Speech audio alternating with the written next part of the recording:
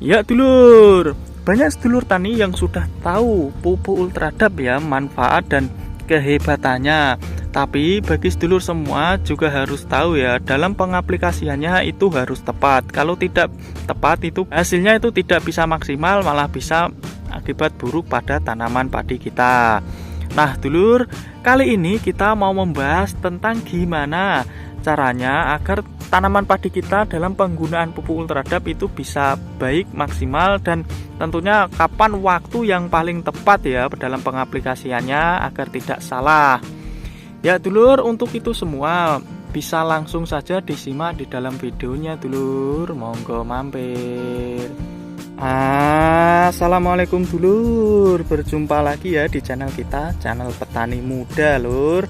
Ya dulur, aku mau ngucapin terima kasih bagi sedulur yang sudah subscribe. Bagi sedulur yang belum subscribe, aku minta tolong lur ya, minta tolong di subscribe. Salam tani muda, salam tani milenial. Pagi ini kita mau membahas apa? Ya dulur, pagi ini kita mau membahas tentang pengaplikasian pupuk yang tepat dan benar lur ya. Jangan sampai kita dalam pengaplikasian nutrisi itu sendiri itu malah berakibat buruk pada tanaman. Nah, untuk itu semua kita tentunya harus tahu lur ya, tahu kegunaan dari pupuk yang akan kita gunakan. Jangan sampai sedulur itu cuma ikut-ikutan sama petani sebelah atau cuma kata orang gitu lur ya. Karena apa? Ya namanya kita bertani kan pengen hasilnya yang maksimal lur ya. Jadi kita harus tahu nutrisi atau pupuk yang kita berikan pada tanaman kita. Nah dulur, untuk lebih jelasnya dalam pengaplikasian pupuk langsung saja bisa disimak di dalam videonya dulur, monggo mampir. Ya dulur, sebelum kita masuk dalam pembahasan, alangkah baiknya bagi dulur semua dalam penyimakan videonya itu nanti secara menyeluruh atau sampai akhir ya, agar apa? Agar info yang kita berikan bisa dicerna lur ya, tidak menyebabkan sedulur semua itu salah persepsi. Dan tidak lupa apa lur, aku tunggu like dan komentarnya dulur. Pada saat masa-masa tanaman, masa vegetatif ataupun generatif, itu tentunya kita harus menggunakan pupuk yang amat sangat tepat sasaran lur ya. Jangan sampai pupuk yang kita berikan itu tidak membuat tanaman kita itu baik, tapi malah tanamannya itu sakit atau memperlama dari masa tanamnya. Untuk itu kita dalam penggunaan pupuk tentunya tahu lur ya, ada pupuk sempurna, pupuk majemuk, dan juga ada pupuk tunggal. Kalau untuk pupuk tunggal di sini biasanya cuma satu kandungan lur ya. Kalau N ya N saja, atau P saja, atau KK saja. Terus ada pupuk majemuk, di mana pupuk ini adalah dua kandungan lur ya.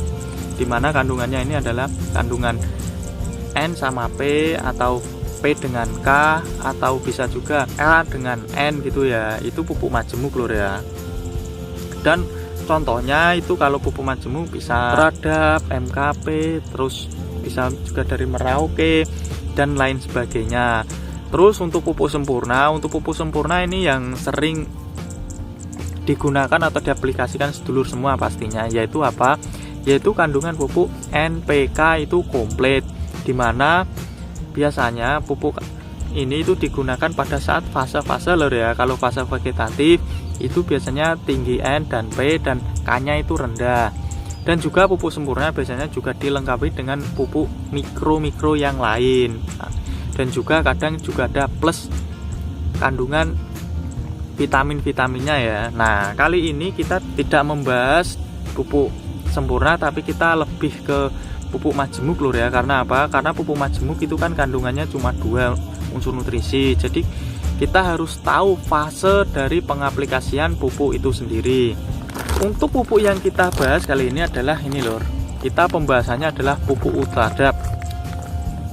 Pupuk Ultradap ini pasti yang sudah pakai hasilnya amat sangat baik pada tanamannya. Karena apa? Karena di kandungan pupuk Ultradap ini adalah P dan N lur ya, dimana P-nya amat sangat tinggi yaitu 60% dan N-nya itu 12%. Ini bertujuan untuk apa? Karena di sini adalah kandungannya P dan N, tentunya lur ya. Tentunya ini pupuk yang ditujukan pada saat fase vegetatif. Ingat lur ya, fase vegetatif atau awal-awal tanam. Karena apa? Karena ini bertujuan untuk menghijaukan tanaman memperkuat perakaran, terus juga pembuatan batang. Otomatis nanti kalau sudah tercapai apa lur goalnya? Goalnya adalah memperbanyak dari anakan padi. Jadi pupuk ini itu aplikasinya cuma pada saat masa vegetatif. Kalau kita pengaplikasiannya di masa generatif itu apakah bisa? Nah, tentunya bisa, tapi lur ada tapinya. Tapinya di sini adalah tanamannya itu susah pada saat masa bunting. Buntingnya itu lebih lama atau lebih panjang lur hamilnya, karena dia itu masih disuplai unsur N terus gitu kan. Di sini kan unsur N lur ya, dan tidak ada unsur K-nya. Terus nanti pada saat proses keluarnya malai pun itu sedikit lebih susah gitu lur. Jadi kita harus tahu ini penggunaannya. Terus untuk dosis, nah untuk dosis pengaplikasian dari pupuk ini, pupuk ultradap, yaitu kita bisa menggunakan dosis normal atau standar itu 3 sendok per tangki 16 liter. Terus kalau tanahnya sedikit kurang subur atau tidak subur banget itu bisa menggunakan dosis 4-5 sendok per tangki. Terus selang waktunya, nah untuk selang waktu itu kita bisa kisaran minimal 1 minggu lur ya, dan maksimal itu 10-14 harinya. Tapi kalau bisa ya di 10 harinya itu lur ya, paling lama dalam pengaplikasiannya ini toh. Terus untuk masa tanam itu, terus untuk penyepraian itu baiknya dalam fase vegetatif itu berapa? Untuk pengaplikasiannya itu bisa minimal 2 aplikasi di usia 15 sama 25 HST. Tapi kalau bagusnya pengaplikasiannya itu minimal itu 3-4 kali, dimana kita aplikasi pertama di usia 12, 17, terus 23 atau 24, dan yang terakhir adalah di usia 30 HST nya. Terus untuk harga di sini itu fluktuatif loh ya, dimana kadang ya bisa naik sewaktu-waktu ya, karena dulu aku pembelian pertamanya itu masih di kisaran 30.000, terus sekarang ini sudah di angka 50-an ribu ya untuk 1 kilonya.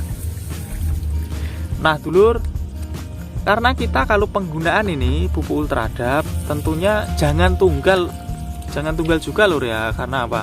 Karena ini kan kandungannya kan cuma N dan P. Tentunya kita juga harus menambahkan unsur lain atau pupuk pelengkapnya. Untuk pupuk pelengkapnya itu bisa menggunakan pupuk mikro lur ya. Ditambahkan pupuk mikro atau seperti kita, yaitu apa? Yaitu kita semi organik. Jadi penambahannya dengan menggunakan asam amino super. Ini kemasan asam amino supernya lur ya. Karena apa? Karena kalau kita penggunaan dari pupuk ultradap secara tunggal, tanamannya itu pasti ya unsur N dan P kan cukup. Tapi kalau unsur lainnya seperti mikro yang lain tidak dicukupi kan ya juga bisa kuning nanti tanamannya lur ya. Terus kalau susah lur ya, kalau tidak punya ini asam amino super atau pupuk mikro, itu bisa ditambahkan dengan pupuk sempurna lur ya, seperti contoh Gandasil, terus Kristalon dari Merauke, bisa Sampurna dan lain sebagainya.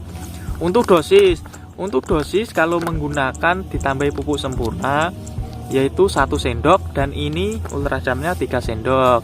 Terus kalau menggunakan pupuk mikro itu sama lur ya, dosisnya itu juga 1 sendok, ini tuh 3 sendok. Untuk pupuk mikro itu bisa menggunakan boron ataupun magnesium lur ya. Tapi kalau kita menggunakan ini pupuk asam amino super ini, kita penggunaannya ini sama 3 sendok, tapi ininya itu cukup 1 tutupnya lur ya, minimal 1 tutupnya. Kalau pengen lebih bagus atau lebih hijau tanamannya itu bisa ditambahin 1 tutup, jadi bisa menggunakan 2 tutup. Kalau standarnya itu cukup 1 tutup lur asam amino super ininya ya. Nah dulur, jadi ini tadi lur ya pembahasan kita dalam pengaplikasian pupuk ultradap. Namanya pupuk itu kalau kita aplikasikannya dengan benar itu pasti hasilnya itu juga bagus. Tapi kalau kita pengaplikasiannya itu kurang tahu dan kita aplikasi terus, apalagi pupuk majemuk, tentunya nanti hasilnya itu bisa mempengaruhi usia tanam lur ya. Itu kan dampak buruk lur ya. Jadi sedulur kalau penyimakannya sampai akhir pasti tahu itu pembahasannya, dan kalau cuma sepotong-sepotong itu bisa salah persepsi. Ini aku pasti itu lur. Nah dulur, bagi sedulur-sedulur yang kurang jelasnya itu bisa ditanyakan di kolom komentar. Bagi yang suka bisa di like lur ya. Salam tani muda, salam tani milenial. Assalamualaikum.